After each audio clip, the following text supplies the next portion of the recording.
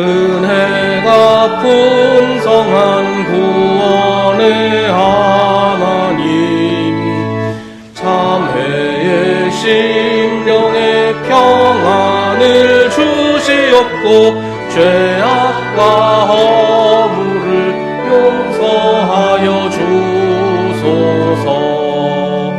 찬송과 영광과 생명, 구원의 하나님, 우리 예배를 받아주시옵소서.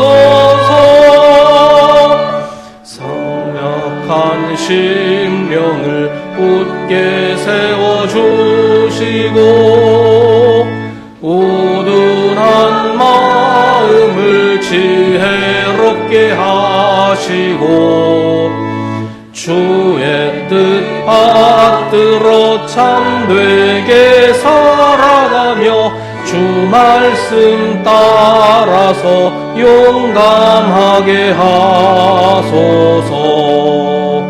권능과 지혜와 사랑, 은혜의 하나님, 우리 예배를 받아주시옵소서.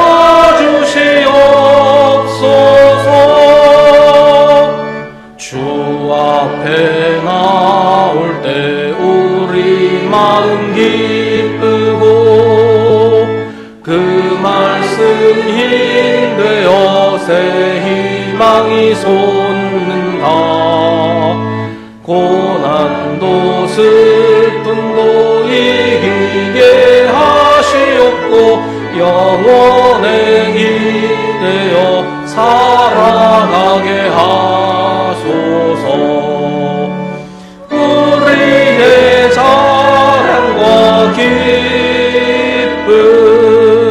생명의 하나님, 우리 예배를 받아주시옵소서. 아멘.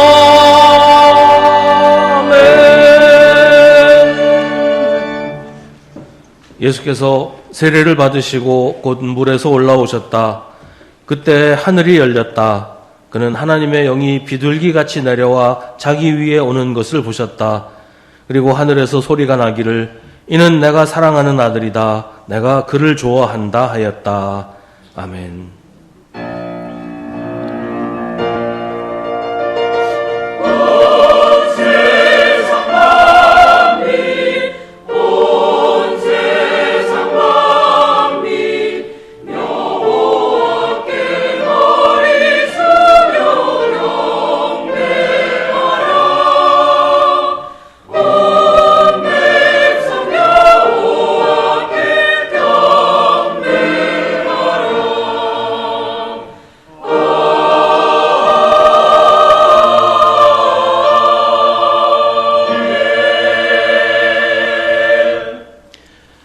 하나님 아버지, 천지를 만드시고 그 안에서 우리를 살게 하신 하나님을 잊고 우리는 하나님이 아닌 다른 것을 찾으려고 하면서 살았습니다. 주님께서 주신 서로 사랑하라는 계명을 잊어버리고 세상의 경쟁에 빠져서 이기려고 발버둥치면서 살아왔음을 고백합니다. 주님께서 모든 의를 이루기 위해 친히 요단강물에 들어가 세례받으신 것을 기억하며 우리도 주님의 보혈로 우리를 씻어서 성령으로 거듭나기를 소망합니다. 상한 갈대를 꺾지 않으시고 꺼져가는 등불을 끄지 않으시는 주님의 긍휼로 우리의 영혼을 치유하시고 회복시켜 주옵소서. 이제 계속해서 우리 각자의 죄를 주님께 고백하고 회개하는 기도를 드립니다.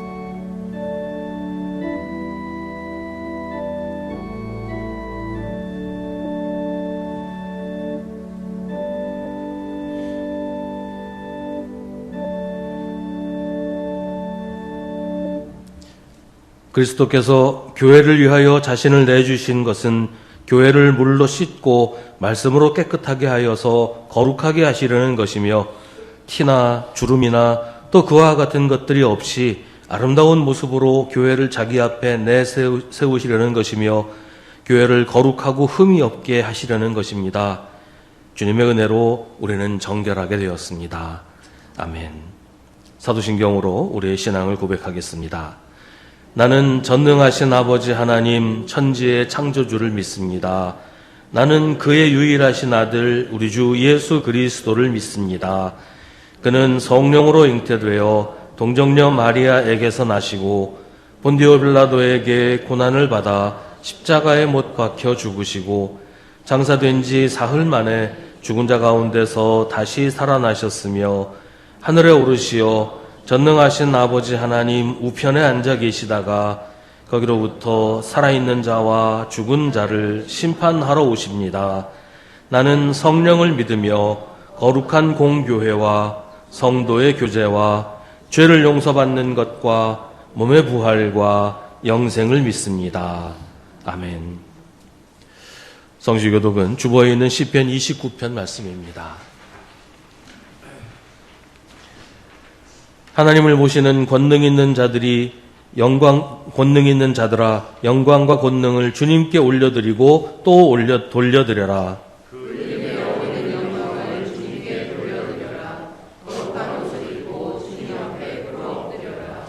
주님의 목소리가 물 위로 울려 퍼진다. 영광의 하나님이 우레소리로 말씀하신다. 주님께서 큰 물을 치신다.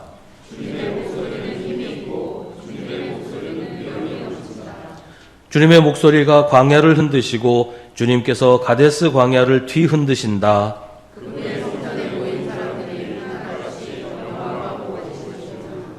아멘.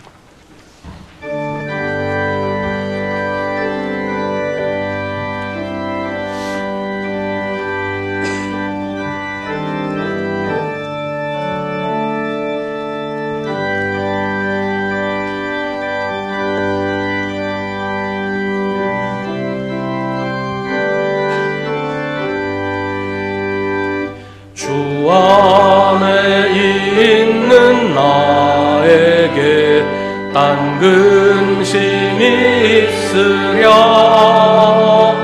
십자가 밑에 나가 내 짐을 풀었네. 주님을 찬송하면서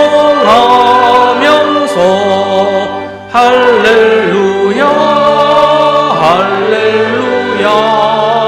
내 앞길 먼 해도 나 주님만 따라가리. 그 두려움이 변하여 내 기도 되었고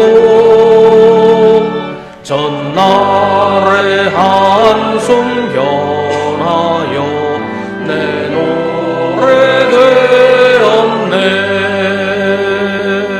주님을 찬송하면서 할렐루야 할렐루야. 내 앞길 멀고 험해도 나 주님만 따라가리. 내 주는 자비하셔서 늘 함께 계시고 내 굶긴 밤을 아시고 늘 채워주시네. 주님을 찬송하면서 할렐루야 할렐루야. 내 앞길 멀고 험해도 나 주님만 따라가리. 내 주와 맺은 언약은 영불변하시니 그 나라가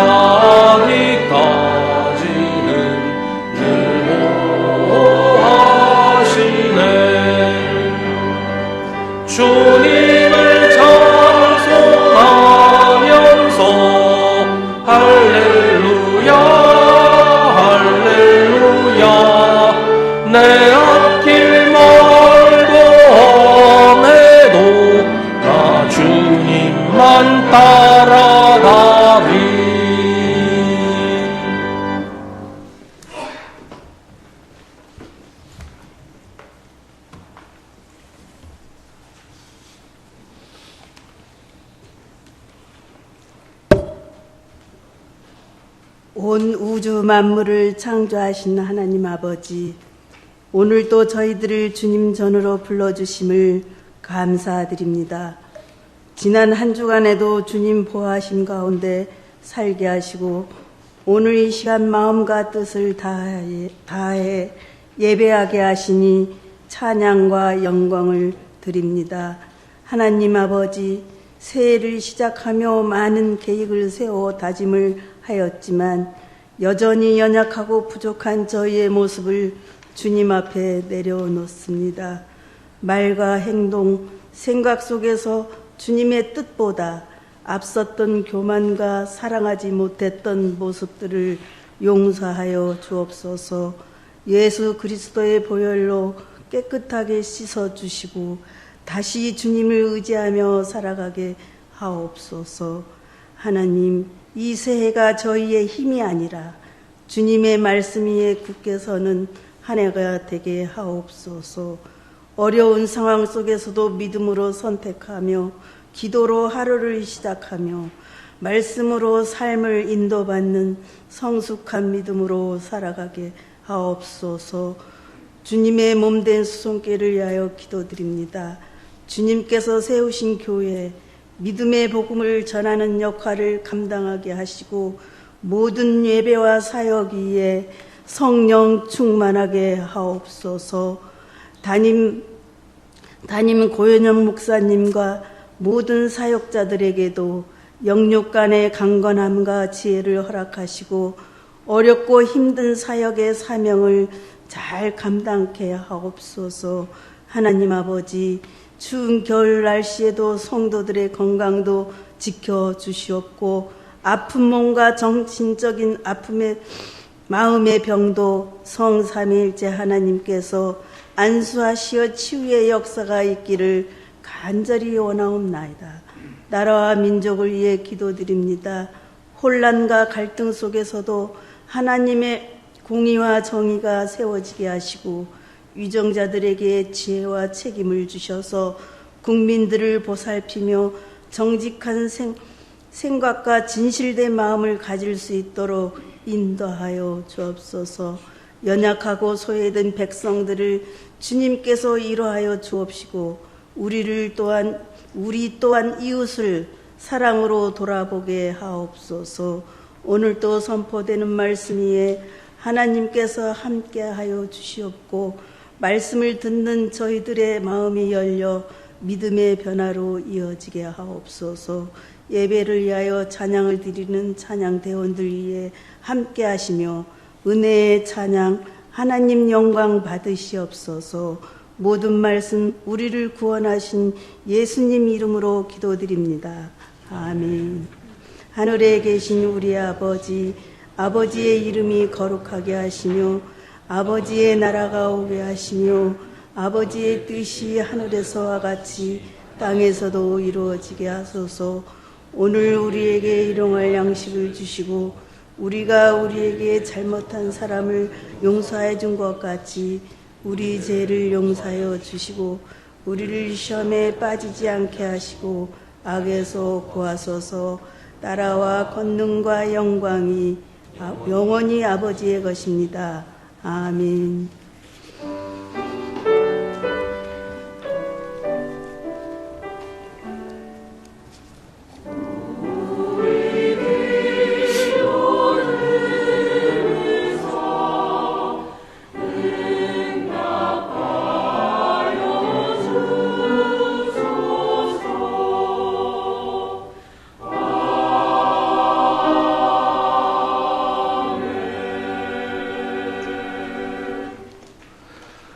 오늘 우리에게 주시는 하나님의 말씀은 구약성경 이사야 42장 1절부터 9절입니다.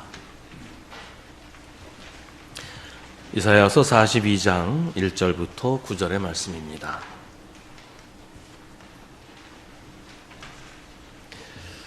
하나님의 말씀을 봉독하겠습니다. 이 말씀을 통해 하나님의 음성을 들으시기 바랍니다. 나의 종을 보아라. 그는 내가 붙들어주는 사람이다. 내가 택한 사람, 내가 마음으로 기뻐하는 사람이다. 내가 그에게 나의 영을 주었으니 그가 문 민족에게 공의를 베풀 것이다. 그는 소리치거나 목소리를 높이지 않으며 거리에서는 그 소리가 들리지 않게 할 것이다. 그는 상한 갈대를 꺾지 않으며 꺼져가는 등불을 끄지 않으며 진리로 공의를 베풀 것이다. 그는 쇠하지 않으며 낙담하지 않으며 끝내 세상에 공의를 세울 것이니 먼 나라에서도 그의 가르침을 받기를 간절히 기다릴 것이다. 하나님께서 하늘을 창조하여 펴시고 땅을 만드시고 거기에 사는 온갖 것들을 만드셨다. 땅 위에 사는 백성에게 생명을 주시고 땅 위에 걸어다니는 사람들에게 목숨을 주셨다. 주 하나님께서 이렇게 말씀하신다. 나 주가 의를 이루려고 너를 불렀다. 내가 너의 손을 붙들어주고 너를 지켜주어서 너를 백성의 언약과 이방의 빛이 되게 할 것이니 네가 눈먼 사람의 눈을 뜨게 하고 감옥에 갇힌 사람을 이끌어내고 어두운 영창에 갇힌 이를 풀어줄 것이다. 나는 주다. 이것이 나의 이름이다. 나는 내가 받을 영광을 다른 사람에게 넘겨주지 않고 내가 받을 찬양을 우상들에게 양보하지 않는다. 전에 예고한 일들이 다 이루어졌다. 이제 내가 새로 일어날 일들을 예고한다. 그 일들이 일어나기 전에 내가 너희에게 일러준다. 아멘. 이것은 하나님의 말씀입니다.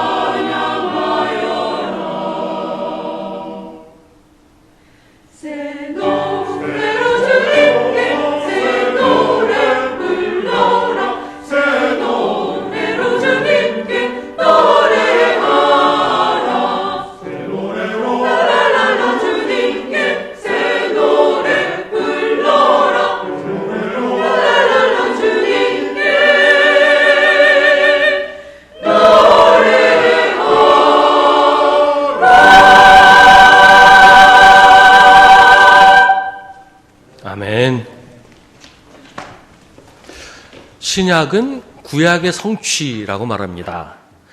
구약에서 예언된 말씀들이 신약에서 성취되었다, 이루어졌다라는 뜻입니다. 그리고 그 예언의 중심은 예수 그리스도이십니다. 예수님이 바로 구약에서 선포된 예언의 성취라는 것입니다. 그런데 구약시대 사람들도 그렇게 생각했을까요? 물론 구약시대 사람들도 예언자들이 선포하는 말씀이 메시아를 가리킨다는 것은 알고 있었지만 그분이 앞으로 세상에 태어나실 하나님의 아들 예수 그리스도라고 생각하지는 않았어요.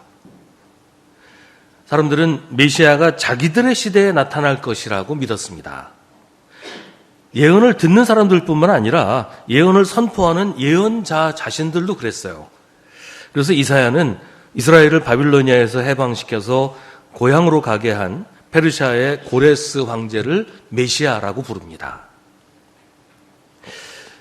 이 구약 성경을 읽는 사람들의 방법은 구약에서 선포하신 하나님의 말씀에 어울리는 사람을 찾다가 자기들이 보기에 그 말씀하고 딱 맞아 떨어지는 사람이 여기 있다. 그러면 그 사람을 메시아라고 믿은 거예요.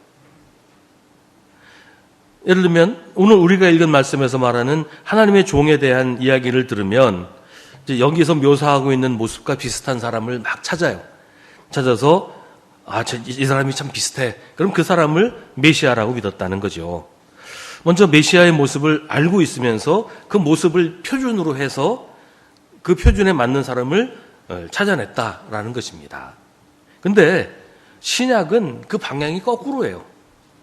신약은 예수님이 하나님이 보내신 메시아 그리스도라고 믿습니다. 그걸 알게 하신 분이 하나님이시니까 그렇게 믿은 거죠. 먼저 예수님이 하나님의 아들이시라는 것을 알고 나서 그렇다면 하나님의 아들이 어떤 분인지, 어떤 성품을 가졌고 어떤 일을 하시는지를 구약의 예언을 통해서 알게 된다는 거예요. 예수님이 구약에서 이미 예언했던 이런 분이니까 예수님 모습이 그분과 비슷하다. 그러니까 메시아구나. 이게 아니고 예수님이 하나님의 아들 메시아이니까 구약에서 메시아에 대해서 설명한 부분들을 찾아서 예수님은 이런 분이구나. 이런 성품을 가지셨고 이런 일을 하시는 분이구나. 이렇게 이제 알게 되었다. 그러니까 구약과 신약의 이 방향이 완전히 반대라는 것이에요. 그래서 구약의 관점으로 보면 수많은 메시아가 있을 수 있습니다. 메시아는 이러이러한 분이야. 그러니까 비슷한 사람이 있네. 여기도 있네. 저기도 있네. 수많은 메시아가 있을 수 있지만 신약의 관점으로 보면 메시아는 하나님의 아들 예수 그리스도 한 분밖에는 없다는 것이죠. 신약이 없는 구약 성경은 그냥 유대교의 경전일 뿐이에요. 기독교와는 아무 상관없는 다른 종교의 경전일 뿐입니다. 그러나 신약 성경의 눈으로 구약 성경을 읽으면 구약 성경은 신약 성경의 내용을 보완해주고 신약 성경에 일어난 여러 가지 일들을 설명해주는 하나님의 말씀이 됩니다. 그러니까 구약 성경 없이 신약 성경만 읽으면 하나님께서 오래전부터 계획하고 준비하셨던 일들에 대해서 제대로 이해를 할 수가 없게 돼요. 예수님이 오랜 세월 하나님께서 준비하고 계획해서 세상에 보내신 하나님의 아들이라는 것을 구약 성경 없이는 알 도리가 없는 거죠. 우리의 구원을 하나님이 오래전부터 계획하고 준비하셨다는 것도 신약 성경만 가지고서는 알기가 힘들다는 겁니다. 그런 관점으로 오늘 말씀을 읽으면 오늘 말씀은 하나님의 종이 누구냐, 어떤 사람을 하나님이 기뻐하시는가에 대한 이야기가 아니고 우리가 믿는 예수님은 어떤 분이신가를 설명하는 내용입니다. 하나님이 기뻐하시는 하나님의 종 예수 그리스도가 어떤 성품을 가졌고 어떤 사명을 받아서 어떤 방식으로 일하시는지를 오늘 말씀을 통해서 알게 된다는 것입니다. 예수님은 하나님의 종이라고 오늘 성경은 말합니다. 예수님은 하나님의 아들이라고 우리는 알고 있는데 여기서는 하나님의 종이라고 해요. 그럼 예수님이 하나님의 아들이 아니고 종이라고 주장을 하는 것이냐? 그러니까 여기서 말하는 종과 하나님의 아들이라고 하는 말이 서로 대립되는 관계가 아니에요. 여기서 말하는 종은 신분이 아니라 하나님의 말씀에 순종하는 예수님의 신실하심을 말하는 것입니다. 이 부분은 신약성경 빌립보서에서 자세하게 설명합니다. 그는 하나님의 모습을 지니셨으나 하나님과 동등함을 당연하게 생각하지 않으시고 오히려 자기를 비워서 종의 모습을 취하시고 사람과 같이 되셨습니다. 그는 사람의 모양으로 나타나셔서 자기를 낮추시고 죽기까지 순종하셨으니 그 십자가에 죽기까지 하셨습니다. 이걸 예수님을 종이라고 말하는 그런 내용이 되는 겁니다. 그러니까 메시아이신 예수 그리스도의 모습은 종처럼 철저하게 순종하시는 그런 모습이라는 것이죠. 예수님은 하나님이 붙들어 주시는 분입니다. 우리가 참 쉽게 하는 오해 중에 하나가 예수님은 초능력자 슈퍼맨이라는 겁니다. 병을 고치시고 귀신을 쫓아내시는 능력을 가지신 분, 십자가에 달려서 못 박혀도 하나도 아프지 않고 이런 분이라고 우리가 오해하기가 쉬운데요. 성경은 그게 예수님의 능력이 아니라 하나님의 능력이라고 말합니다. 만약에 예수님이 초능력자요 슈퍼맨이라면 우리하고 같은 사람이 아니라는 거잖아요. 여러분 슈퍼맨 영화 다 보셨겠지만 슈퍼맨이 지구인이 아니잖아요. 딴 별에서 온 그런 존재잖아요. 만약에 예수님이 그런 슈퍼맨이고 십자가에 달리는데 하나도 아프지도 않고 그랬다면 우리하고는 아무 상관없는 존재가 되고 말아요. 그럼 예수님의 십자가도 우리와 상관없는 것이 되고 예수님이 우리를 대신해서 죽으신 것도 아닌 게 되어버립니다. 예수님은 히브리서에서 말하는 대로 그는 모든 점에서 우리와 마찬가지로 시험을 받으셨지만 죄는 없으십니다. 우리와 마찬가지로 시험을 받으셨다는 말은 우리와 마찬가지로 연약하셨다는 뜻이에요. 무슨 초능력자나 슈퍼맨이나 이런 존재가 아니라는 말입니다. 그래서 우리도 예수님을 닮을 수 있는 거예요. 우리가 예수님이 될 수는 없지만 예수님을 닮을 수는 있습니다. 우리가 예수님이 될 수는 없지만 예수님을 따라갈 수는 있는 겁니다. 왜냐하면 예수님은 우리와 조금도 다를 바 없는 사람으로 세상에 오셨기 때문이에요. 예수님은 하나님이 택하신 사람이고 하나님이 마음으로 기뻐하는 사람입니다. 예수님이 하나님의 아들이신 것은 하나님의 마음에 들게 행동을 하시고 하나님이 기뻐하심을 삶을 살았기 때문이 아니에요. 예수님은 처음부터 하나님이 택하셨고 하나님이 기뻐하시는 사람이었고 그래서 하나님의 일을 하셨고 예수님이 하신 모든 일을 하나님이 기뻐하셨다는 것이죠. 예수님은 오로지 하나님께 순종했고 하나님의 뜻대로만 일을 하고 사셨습니다. 하나님의 아들이시기 때문이에요. 그렇게 사셔서 하나님의 아들이 된 것이 아니고 그렇게 행했기 때문에 메시아가 된 게 아니고 메시아로 세상에 오셔서 메시아의 삶을 사셨다는 말입니다. 그렇게 예수님은 하나님의 종이고 하나님이 붙들어 주시는 사람이고 하나님이 택하시고 마음으로 기뻐하시는 사람입니다. 예수님은 하나님의 영을 받으셔서 문민족에게 공의를 베푸십니다. 이 공의를 베푼다라는 말은 공의를 집행한다라는 그런 말인데요. 우리한테 익숙한 표현으로는 정의 구현을 한다, 그런 표현이 있죠. 그런 뜻입니다. 세상을 정의롭게 만드신다. 세상이 정의롭게 되게 하신다. 그런 얘기예요. 그런데 그 방법이 우리의 생각과는 너무 달라요.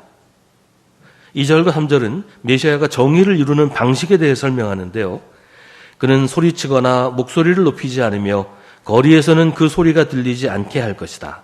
그는 상한 갈대를 꺾지 않으며 꺼져가는 등불을 끄지 않으며 진리로 공의를 베풀 것이라고 합니다. 이게 될까요? 이런 식으로 정의가 이루어질까요? 역사적으로 정의를 앞세우면서 내가 정의를 세우겠다 하고 말했던 사람들이 항상 택했던 방법이 폭력과 강제력이었어요. 사람들이 말로 해서는 듣지 않거든요. 정의를 세운다고 하는데 사람들이 듣습니까? 자기가 불의를 행하고 있는 사람이 누가 정의를 세우겠다고 하면 그래 내가 이제부터 불의한 일을 안 할게 그러던 적이 있었나요? 사람들이 말을 듣지 않으니까 정의를 구현하기 위해서 했던 일은 폭력과 강제력이었어요. 역사적으로 언제나 그랬습니다. 근데 예수님은 그와는 전혀 다른 방식으로 정의를 세우십니다. 우리가 봐서는 도저히 그런 식으로는 아무것도 될 것 같지 않은 그런 방법으로 정의를 구현하십니다. 예수님은 인간의 물리적인 힘이 아니라 하나님의 능력으로 정의를 이루신다는 거예요. 소리치거나 목소리를 높이지 않아서 거리에서 그 소리가 들리지 않도록 일을 하십니다. 요란한 구호와 시끄러운 함성으로 하시지 않고 사람의 마음을 변화시켜서 정의롭게 하신다는 거예요. 예수님은 상한 갈대를 꺾어서 세상을 깨끗하게 만드시려고 하지 않고 상한 갈대의 가치도 인정하십니다. 사람들은 상한 갈대 저 쓸모없는 쓰레기니까 다 치워버려야 된다. 상한 갈대가 없어서 깨끗하게 만든 곳이 좋은 곳이다. 이렇게 생각을 하지요. 그런데 예수님은 상한 갈대도 그 자체로 소중하다고 하십니다. 상한 갈대가 아무 걱정 없이 자기 자리를 지키는 세상이 온전하고 아름다운 세상이라는 거예요. 사람들은 꺼져가는 등불은 그냥 꺼버리는 것이 더 낫다고 합니다. 하지만 예수님은 꺼져가는 등불이 비추는 빛으로 세상을 밝히십니다. 그와는 정반대로 했던 사람이 히틀러예요. 히틀러가 유대인을 학살한 것은 우리가 좀 잘 알죠. 유대인 한 600만 명 정도 죽였다고 하는데 유대인만 학살한 게 아니었어요. 히틀러는 정신질환자나 장애인이나 이런 사람들은 살아갈 가치가 없다. 사회에 짐만 대고 해야만 된다. 그러면서 무자비하게 학살을 했어요. 히틀러가 유대인과 장애인 뭐 이런 사람들을 합해서 그 열등한 인간이라고 처형한 사람의 숫자가 한 1,000만 명 정도 된다고 해요.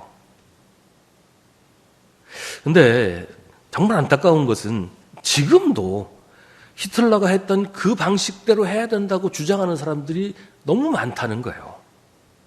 열등하고 부족한 사람은 사회의 짐이 될 뿐이니까 제거해야 된다. 이런 식의 사고방식을 가진 사람들이 여전히 있다는 것이고, 그것도 예수 믿는 사람들 중에 있다는 겁니다. 교회 안에 있는 약한 사람들, 교회 안에 있는 상한 갈대와 꺼져가는 등불을 불편하게 여기고, 저 사람들 없으면 교회가 좀 더 많은 일을 할 텐데, 교회가 좀 더 힘차게, 좀 더 멋있게, 좀 더 아름답게 설 수 있을 텐데, 이런 생각을 가진 사람들이 지금도 여전히 있다는 겁니다. 서로 돌보아 주는 것이 예수님의 방법인데, 그 방법은 시간도 많이 걸리고 자원도 낭비하게 되고 이건 별로 효율적이 아니라고 해서 반대하는 사람들이 있다는 거예요. 하나님의 방법으로 하는 게 쉬운 일은 아니지요. 사람들이 원하지 않아서 저항하지 않겠어요? 세상이 하나님의 정의를 거부하고 반발한단 말이에요.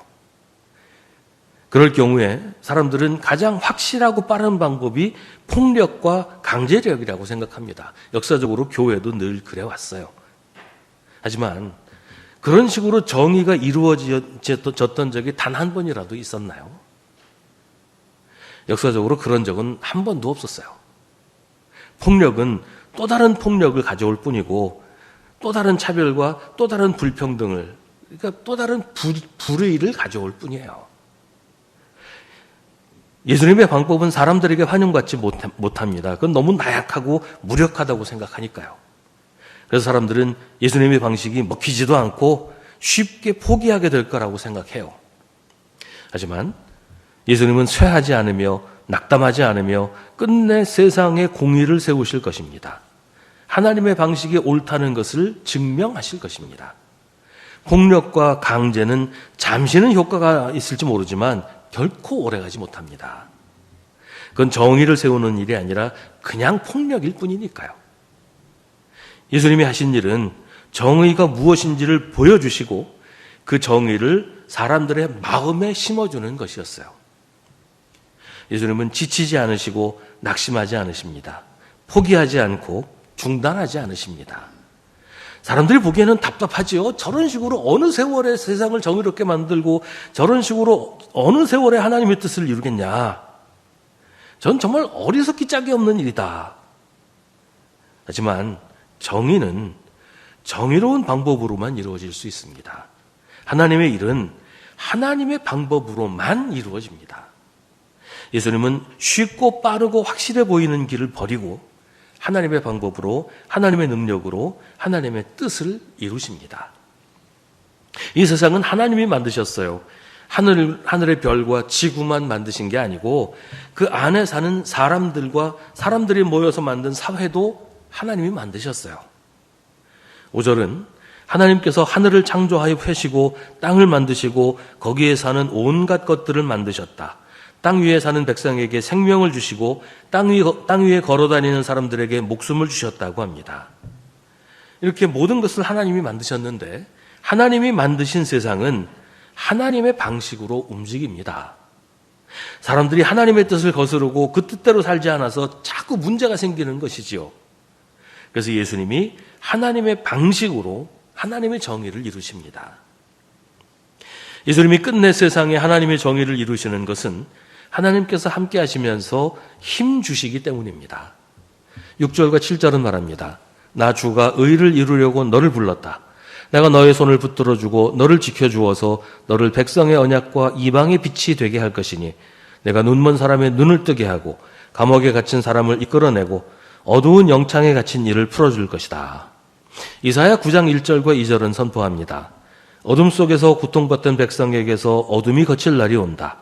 옛적에는 주님께서 스불론 땅과 납달리 땅으로 멸시를 받게 버려두셨으나 그 뒤로는 주님께서 서쪽 지중해로부터 요단강 동쪽 지역에 이르기까지 그리고 이방 사람이 살고 있는 갈릴리 지역까지 이 모든 지역을 영화롭게 하실 것이다. 어둠 속에서 헤매던 백성이 큰 빛을 보았고 죽음의 그림자가 드리운 땅에 사는 사람들에게 빛이 비쳤다. 예수님은 그렇게 세상의 어둠을 몰아내고 모든 사람이 하나님의 빛 가운데 살게 하십니다. 이것이 하나님의 정의입니다. 이렇게 해서 우리는 구약의 말씀을 통해서 우리가 믿는 하나님의 아들 예수 그리스도가 어떤 분이신지를 알게 됩니다.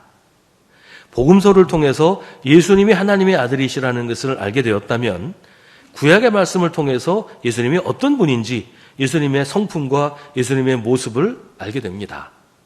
예수님은 이런 분이고 이런 일을 하시는 분이라는 것을 우리가 이제 알게 되었습니다. 그런데 그게 전부일까요? 예수님이 그런 분이다라는 것을 아는 것으로 우리가 알아야 할 것은 다 이제 끝난 것일까요? 신약은 구약의 성취라고 했습니다. 만약에 구약의 예언이 신약으로 전부 완성되었다. 그러면 구약은 이제 더 이상 필요 없게 될 수도 있죠. 그냥 신약에 이루어질 일을 구약에 예언했다. 하나님이 미리 준비하셨다. 그것만 알면 더 이상 구약은 우리에게 아무런 의미도 주지 못해요. 우리가 어떤 사람의 전화번호를 알려고 하는 것은 그 사람한테 전화를 걸려고 하는 거잖아요. 전화번호를 알았어요. 전화를 걸었어요. 그럼 전화번호는 이제 더 이상 필요 없는 게 되나요?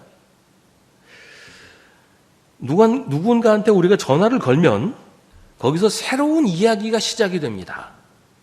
뭐 전화를 걸어서 싸울 수도 있고 전화를 걸어서 연애를 할 수도 있잖아요. 구약이 신약으로 성취되었다고 해서 이제 구약의 기능은 다 끝났다, 더 필요 없다, 이게 아닌 것은 구약이 예수님으로 성취되었다고 하는 말이 예수님으로 끝났다 하는 게 아니고 예수님으로부터 새로운 이야기가 시작된다는 뜻이기 때문이에요. 이미 예수님은 십자가에 달려 돌아가셨고 부활하시고 승천하셨어요. 이제 더 이상 우리가 예수님을 볼 수도 없고 그 말씀을 예수님에게 직접 들을 수도 없어요. 뭐 그러면 이제 다 끝난 건가요? 신약이 구약의 성취라는 것은 예수님으로 신약으로 구약의 말씀이 끝났다, 다 됐다 이게 아니고 예수님으로부터 신약으로부터 새로운 이야기가 시작된다는 뜻이에요. 오늘 말씀 8절과 9절은 우리에게 그것을 알려줍니다. 나는 주다. 이것이 나의 이름이다. 나는 내가 받을 영광을 다른 사람에게 넘겨주지 않고 내가 받을 찬양을 우상들에게 양보하지 않는다. 전에 예고한 일들이 다 이루어졌다. 이제 내가 새로 일어날 일들을 예고한다. 그 일들이 일어나기 전에 내가 너희에게 일러준다. 그러니까 전에 예고한 일들이 다 이루어졌다고 해서 하나님이 하실 일이 다 끝났다. 하나님이 이제 난 내가 할 일 다 했어. 난 더 이상 아무것도 하지 않을 거야. 그런 게 아니라는 겁니다. 하나님은 구약의 말씀이 다 이루어진 신약으로부터 새로운 이야기, 새로운 일을 시작하십니다. 그 일들이 일어나기 전에라는 표현은 히브리 성경에는 새로운 일이 싹도 트기 전에라는 표현으로 되어 있어요. 아직 보이기도 전에, 아직 시작되기도 전에 하나님이 무슨 일을 하실지 알려주신다고 하는데 누구한테 알려주신다는 것일까요? 이제 예수님에 이어서 하나님의 일을 할 예수님의 제자들, 예수 믿는 우리들에게 하나님께서 이제 예수님으로부터 새롭게 시작된 이야기를 들려주시고 그 일들이 무엇인지 알게 하시고 우리에게 그 일들을 이어서 하게 하신다는 뜻이에요. 예수님으로부터 새로 시작된 새로운 이야기가 바로 우리들이라는 것이에요. 우리가 예수님으로부터 시작된 새로운 일들을 해야 한다는 얘기입니다. 예수님이 하셨던 일을 이제는 우리가 이어서 해야 하는데 우리도 역시 예수님처럼 우리의 힘으로 우리의 제조로 하나님의 일을 하지 않고 하나님이 주시는 능력으로 하나님이 알려주시는 방법대로 하나님의 정의를 세우고 어두운 곳에 빛을 밝히는 일을 하게 된다는 것입니다. 예수님이 가신 길을 우리가 따라간다는 것이죠. 이제는 우리가 하나님의 종이 되어서 하나님이 우리를 붙들어 주시는 대로 순종하면서 하나님의 일을 해야 한다는 말입니다. 소리치거나 목소리를 높이지 않고 상한 갈대를 꺾지 않으며 꺼져가는 등불을 끄지 않으며 진리로 공의를 베푸는 일을 이제 우리가 할 것입니다. 우리의 방식을 버리고 사람들이 좋아하는 방식대로 하지 않고 하나님의 방법으로 하나님의 일을 우리가 하게 될 것입니다. 우리도 예수님처럼 낙심하지 않고 포기하지 않으면서 끝내 하나님의 정의를 세우게 될 것입니다. 왜냐하면 우리가 하는 일은 우리 힘으로 우리 재주로 하는 것이 아니라 하나님의 능력으로 하는 하나님의 일이기 때문입니다. 8절에서 나는 주다, 이것이 나의 이름이다. 나는 내가 받을 영광을 다른 사람에게 넘겨주지 않고 내가 받을 찬양을 우상들에게 양보하지 않는다 라고 말씀하시는데, 우리가 하나님의 일을 하면 하나님은 우리가 하는 일이 결코 헛되지 않게 하신다는 말이에요. 우리가 서투르고 잘 못한다고 해도, 우리가 하는 일이 우리가 보기에도 실패한 일처럼 보여도 우리가 하나님의 방식으로 하나님의 일을 하면 하나님은 우리의 수고가 결코 헛되지 않게 하신다는 거예요. 하나님이 우리를 받으시고 우리가 한 일들이 열매 맺게 하십니다. 그건 우리의 일이 아니라 하나님의 일이기 때문입니다. 그런 경우도 우리도 있지 않습니까? 한다고 했는데, 열심히 한다고 했는데, 이거 남는 것도 없고, 정말 이거 내가 헛수고한 거 아니냐. 남들이 알아주지도 않고, 내가 생각해도, 난 참 실패했어. 라고 생각될 때가 있잖아요.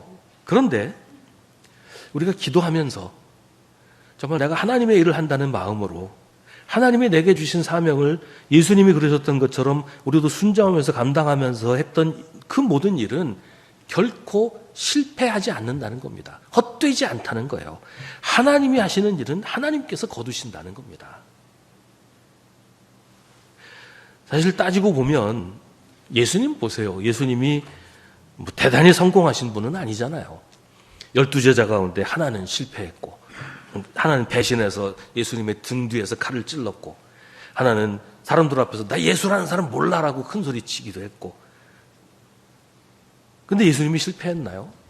하나님은 예수님을 받으셨잖아요. 십자가의 죽음이 새로운 시작이 되게 하셨잖아요.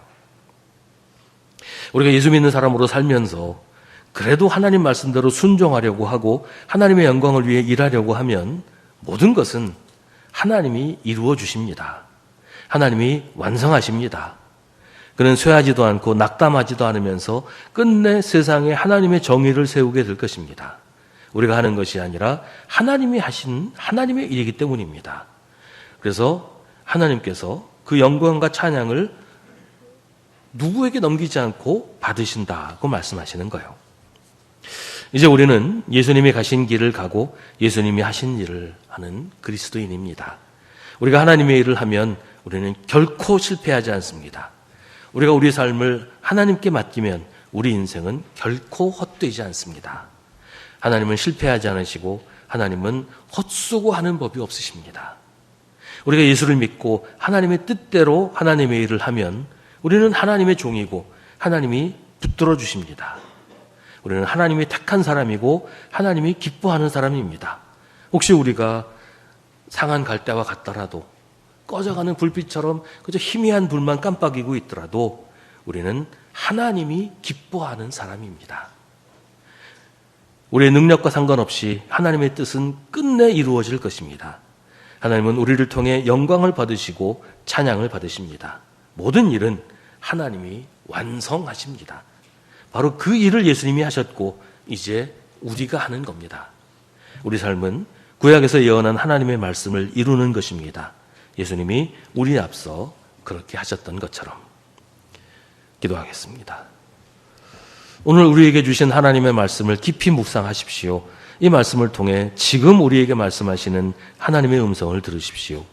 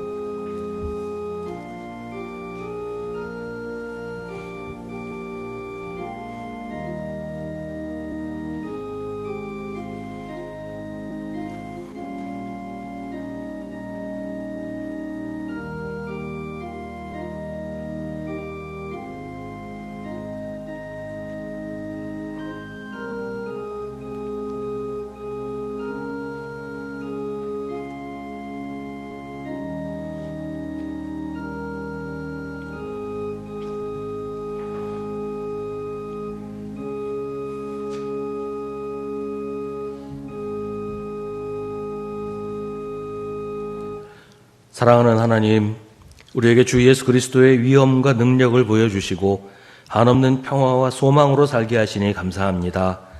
이 시간 예배하러 모인 우리에게 말씀의 빛을 비춰주셔서 주님의 영광을 담는 그릇들로 삼아주시옵소서.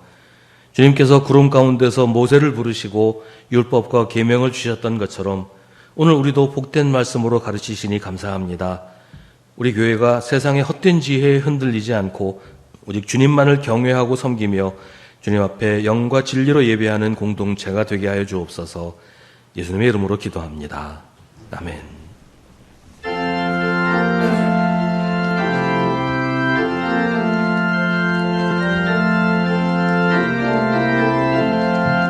예수님은 누구신가?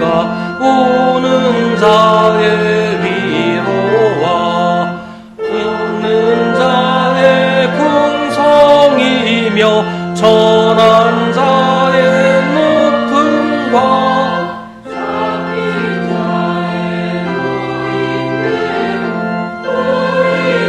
노임됨 예수님은 누구신가?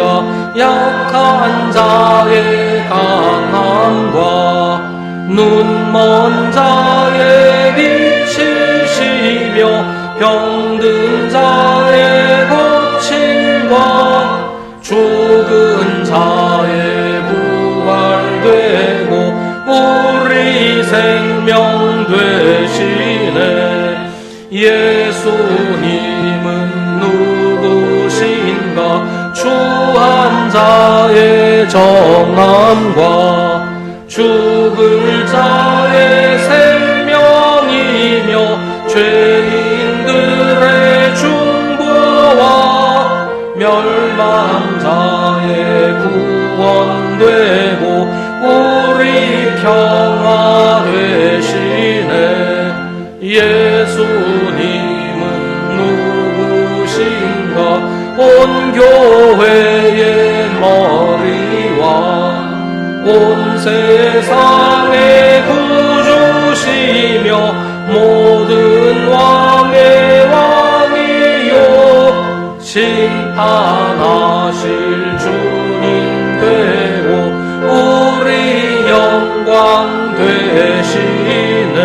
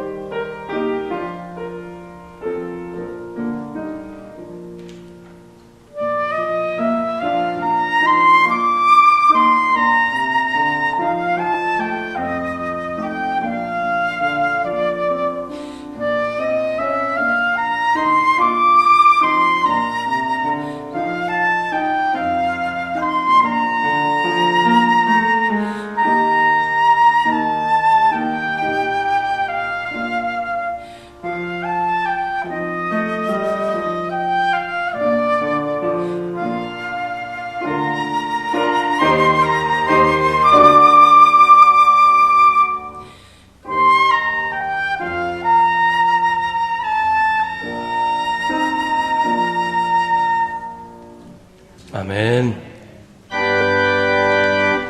모든 것이 주께로부터 왔으니 이 예물을 주께 바치나이다.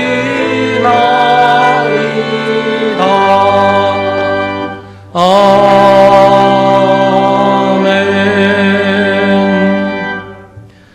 사랑하는 하나님, 저희 삶 가운데 크고 작은 모든 일에 관심을 가지시고 늘 선한 길로 인도하시는 하나님의 은혜에 감사드립니다. 오늘도 주님의 인도하심을 따라 주님 앞에 나와 예배하게 하시고 특별히 이 시간 주님의 은혜에 감사하는 저희의 마음을 적은 물질로 표현하게 하시니 감사합니다.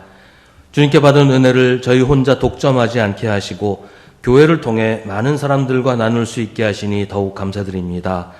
이 시간 주님께 바치는 이 예물이 가치 있는 곳에 사용되게 하시며 저희의 마음과 정성과 시간과 건강도 주님께 맡기오니 주님 뜻대로 사용하여 주시옵소서.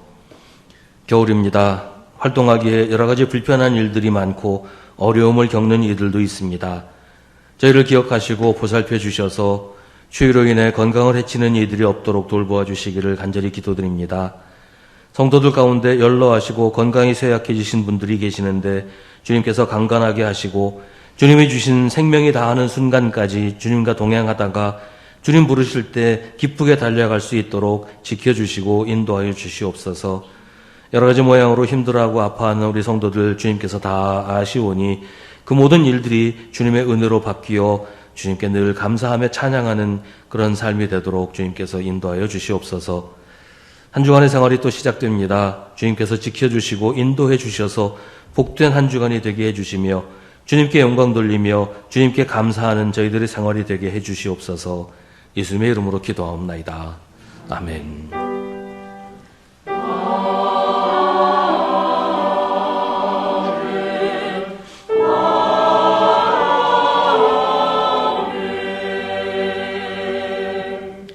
잠시 자리에 앉으시기 바랍니다. 우리 함께 예배드린 성도들과 인사 나누겠습니다. 주님의 이름으로 나시고 인사하십시다.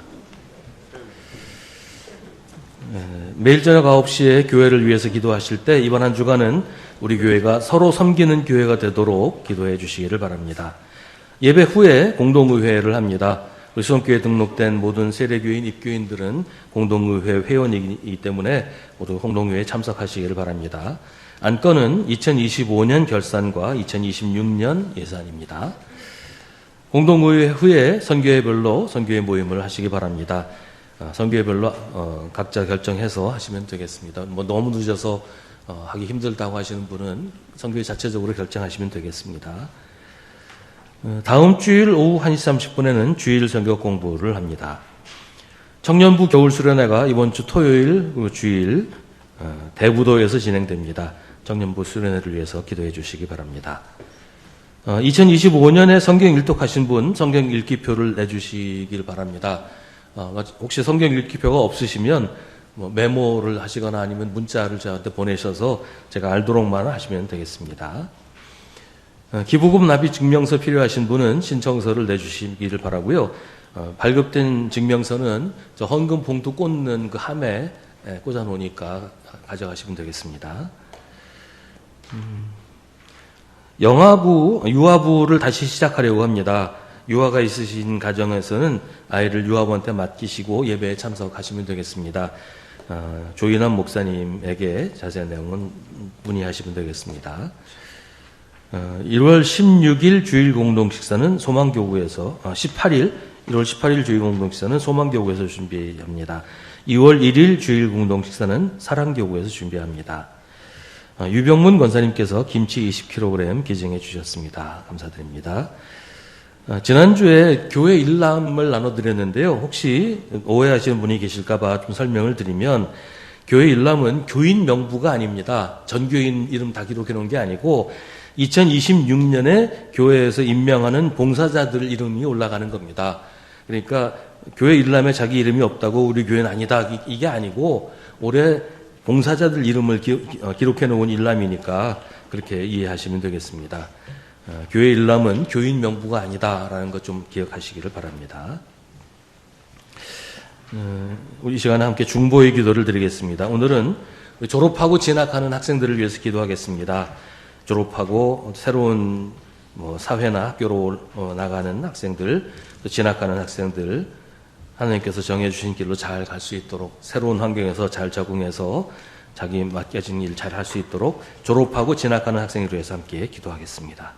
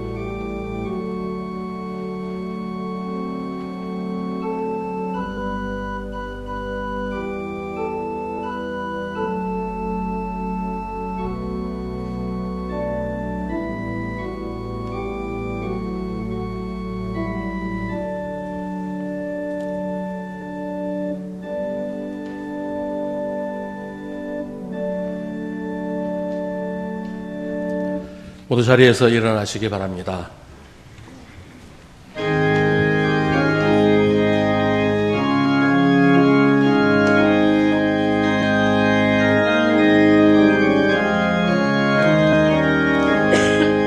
시온의 영광이 빛나는 아침, 어둡던 이 땅이 밝아오네. 슬픔과 애통이 기쁨이 되니 시온의 영광이 비춰오네.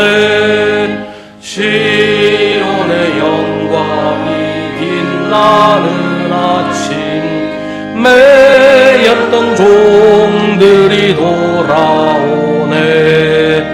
오래전 선지자 꿈꾸던 복을 만민이 다같이 누리겠네. 보아라, 광야에 화초가 피고 말랐던 시냇물 흘러오네. 이 산과 저 산이 마주쳐 울려 주 예수 은총을 찬송하네. 땅 위라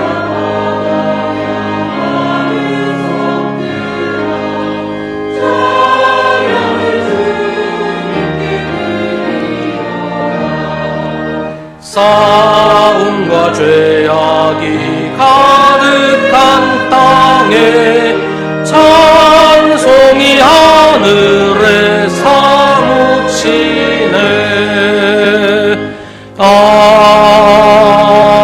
아멘.